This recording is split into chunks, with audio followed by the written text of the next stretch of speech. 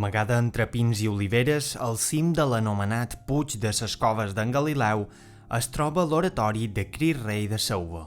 El 1928, per iniciativa del rector Antoni Nadal Galmés, es va edificar aquesta bella ermita de Crist Rei, amb el principal objectiu d'acollir cada any el poble de Sauva per a la romeria dels dimarts de Pasqua.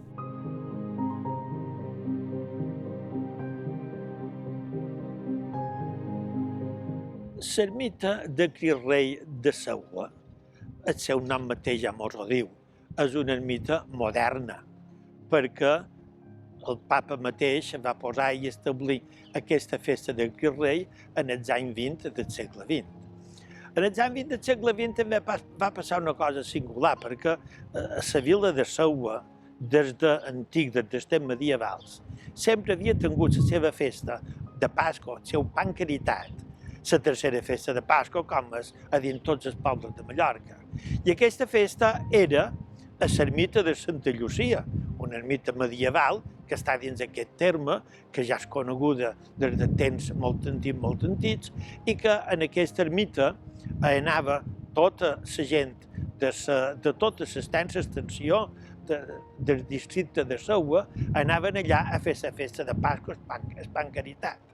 Però l'any 1925 hi va haver un factor determinant, que va ser que el municipi de Mancor va néixer. O sigui, aquell lloc de Mancor se va independitzar de la vila de Sauva. I essent la vila pròpia, evidentment els sauvatgins varen comprendre que no havien d'anar allà. A més, per de veritat també, quan va ser creada la vicaria in capite de Mancor l'any 1913, ja va començar a diferents fregues entre sauvatgins i mancorins. I els sauvatgins varen veure ben clar que no hi havien d'anar. Però cosa curiosa, el mateix dia de la tercera festa de Pasqua de l'any 25, aquí, en el poble, varen repicar les campanes, varen fer el que havien de fer. Normalment sempre començava amb la repicada de campanes, després agafaven les imatges de Sant Llorenç, titular de la parròquia, i de Sant Sebastià, protector de la pesta, i feien i anaven en processó fins a l'ermita. Aquest any, l'any 25, no varen fer això, però varen treure les imatges, varen fer una processó pel poble, i el del capvespre se varen reunir l'Ajuntament, el que diríem avui en dia, les forces vives, acompanyat per rector, el capellà del poble. I dos capellans del poble varen determinar i varen dir i varen prometre que ells comprarien un bocí de terra en el Puig d'en Galileu i que allà hi farien una ermita per la gent del poble.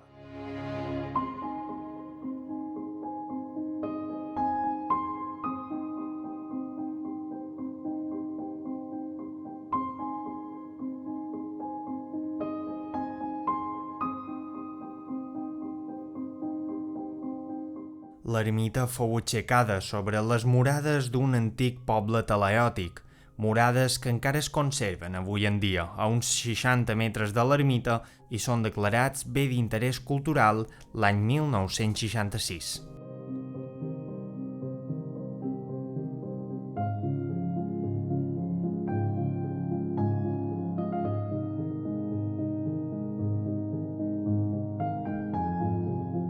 Va comportar una alegria immensa dins la gent, de manera que el diumenge que va venir davant, el diumenge de l'Àngel,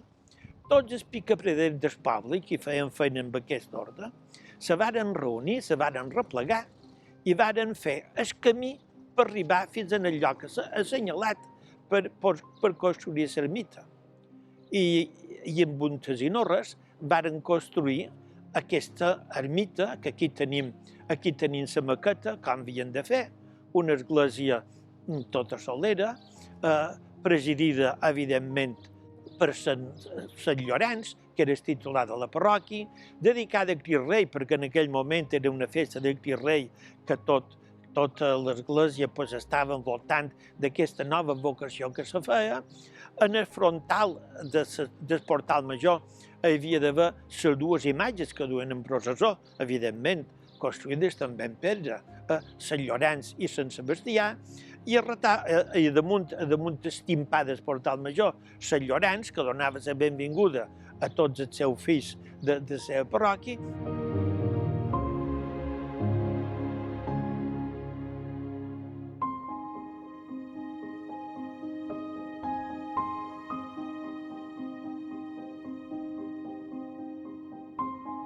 La vida d'aquesta ermita fou molt curta. El constant moviment del subsòl d'aquest puig durant els anys 60 del segle XX va conduir a l'ermita al seu abandonament. La construcció que havien feta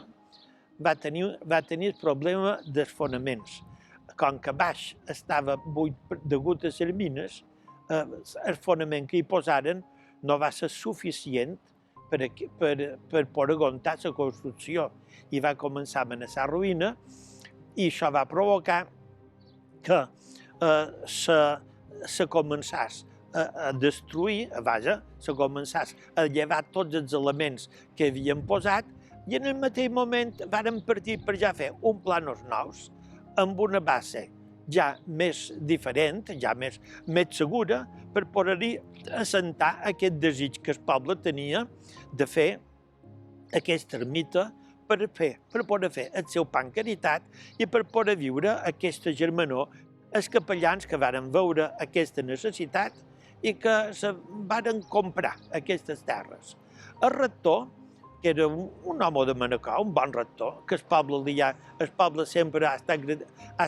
tingut una bona gratitud amb ell, té un carrer dedicat allà en el poble, va saber juntar la voluntat de tot un poble, va encarrilar tot aquell fervor i aquesta vida cristiana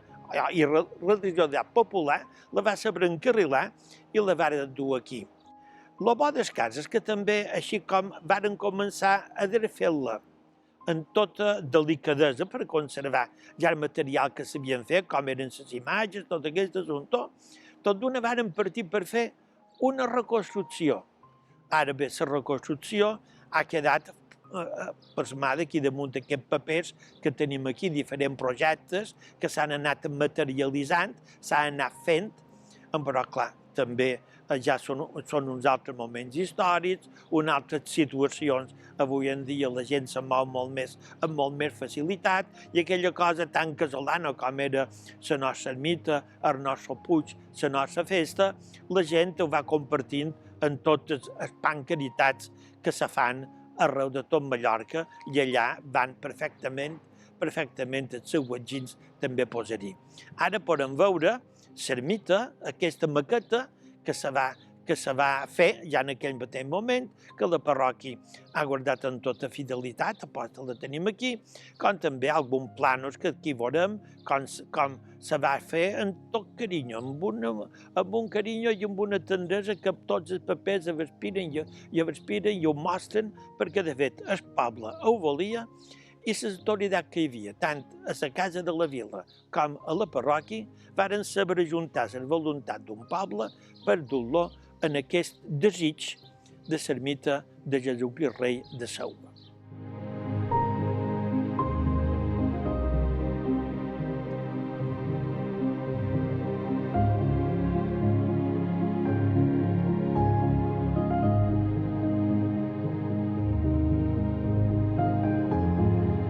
Enguany han tingut una notícia que agraïm profundament.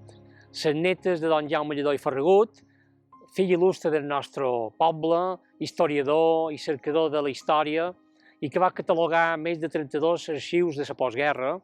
han tingut la gran amabilitat de fer entrega a l'Ajuntament i al poble de Selva d'una fotografia del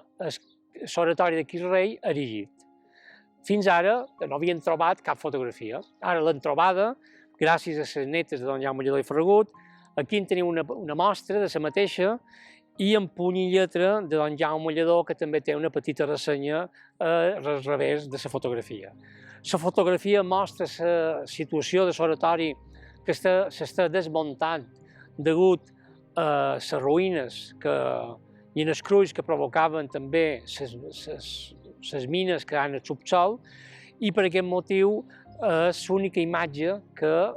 tenim coneixement de l'oratori de Crist Rei. Les ruïnes d'aquest oratori mos traslladen a un passat, tot i que breu, també molt important per al poble de Selva.